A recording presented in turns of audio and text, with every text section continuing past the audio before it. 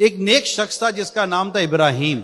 उसके पास उसका दोस्त आया और कहने लगा कि इब्राहिम भाई परेशानी है, कुछ कर्जा चाहिए, 1 साल में वापस कर दूंगा। इब्राहिम साहब ने उन्हें कर्ज में रकम दे दी और अपने रजिस्टर्ड में नोट कर लिए, जैसे नॉर्मली रजिस्टर्ड में नोट कर लेते हैं। थोड़ी अरसा गुजरा कि जिन्होंने कर्जा दिया था उनका इंतकाल हो गया। मुद्दत गुजरती गई, कर्जा वापस नहीं आया।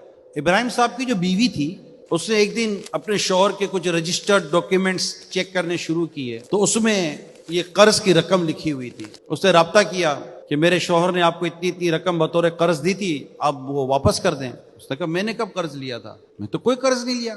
उसने आसपास से थोड़ी कोशिश की लेकिन वो मान नहीं रहा था कि मैंने कोई कर्ज लिया है।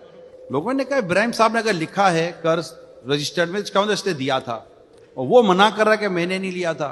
उस पर थोड़ा सा मॉरली प्रेशर डेवलप किया गया। तो उसके बाद थोड़ा सा प्रेशर बढ़ा तो उससे हाँ हाँ हाँ हाँ कर्ज लिया तो था, दिया था, मैंने तो दे दिया था, मैंने वापस कर दिया था। क्योंकि उसको पता था कि इब्राहिम साहब गलत नहीं लिखते। मार्केट में बात होती है बाज लोगों की कि यार नहीं यार ये आदमी सच्चा है, ये आदमी सच्चा है, गलत बयानी नहीं करता। मतलब इब्राहिम साहब गलत तो नहीं लिख सकते थे। तो उसने कहा मैंने तो दे दिया। अब बात किसी सूरत जब ना बनी तो उस बेवा औरत ने अदालत में केस कर दिया, काजी के पास मुकदमा दायर कर दिया कि मेरी पेमेंट मुझे चाहिए, मेरे शौहर ने इन्हें इतना कर्ज दिया था जो वापस नहीं है दे रहा। केस की कार्रवाई शुरू हुई। जब केस की कार्रवाई शुरू हुई तो जब काजी साहब ने दोनों तरफ की बातें सुनी तो काजी साहब ने कहा जब ये मान रहे हैं कि मैंने लिया था और लिखा हुआ है कि इसने दिया था, अब ये कह रहा है कि मैंने वापस कर दिया तो आपको वापस नहीं मिला, इसका कोई सबूत नहीं है आपके पास। आपने चूंकि दावा किया है तो आप गवाह पेश करो या कुछ सबूत पेश करो, या अगर आपके पास गवाह या सबूत नहीं है तो जिसके खिलाफ दावा है वो कसम ले लेगा। यही एक उसूल होता है। तो उसने कहा मेरे पास देखा कि ना कोई गवाह और सबूत नहीं है, मगर मुझे इतना पता है कि अगर ये कर्जा वापस करते तो मेरे शौहर लिख लेते कि इसने मुझे पैसे वापस कर दिए, इनकी प्रैक्टिस थी। तो काजी साहब ने कहा कि फिर ठीक है, वो कसम ले ले कि अगर इसने कर्जा वापस कर दिया है तो। उसने अल्लाह की कसम लेकर कहा कि मैंने पैसे वापस कर दिए, अल्लाह की कसम मैंने पैसे वापस कर दिए। और यूं करके इसने कसम ली, झूठी कसम खाई उसने। जाहिर पर फैसला होता है, सामने एक रियलिटी आई, उसके मुताबिक काजी साहब ने फैसला कर दिया, इससे गोया के पैसे वापस कर दिए। ये खुश जब मैं बच गया, मैं निकल गया, मेरे फेवर में फैसला हो गया। अब औरत जानती थी कि ये झूठ बोल रहा है। जैसे ही वो शख्स झूठी कसम खाकर कमराए अदालत से बाहर निकलने लगा, अभी सीढ़ियों तक नहीं पहुंचा था, धड़ाम से गिरा और मर गया।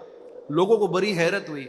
कोई मामला समझने की कोशिश कर रहा था और जाकर उस औरत से राब्ता हुआ कि मोहतरमा मामला क्या है। अदालत ने तो इसके फेवर में फैसला दे दिया और उसको अचानक ये गिरा और मौत आ गई। कोई सिम्पटम्स तो थे ही नहीं, कोई इसी सेहतमंद आदमी था। औरत ने कहा कि मैं जानती हूं कि ये झूठा था, ये खुशी खुशी जा रहा था कि मैं अदालत से बच गया, मैं कोर्ट से बच गया, मेरे फेवर में फैसला हो गया, मगर मैंने मेरे रब के हुजूर दुआ की, मौला तू जानता है कि यह शख्स झूठा है, इस शख्स को निशान इबरत बना।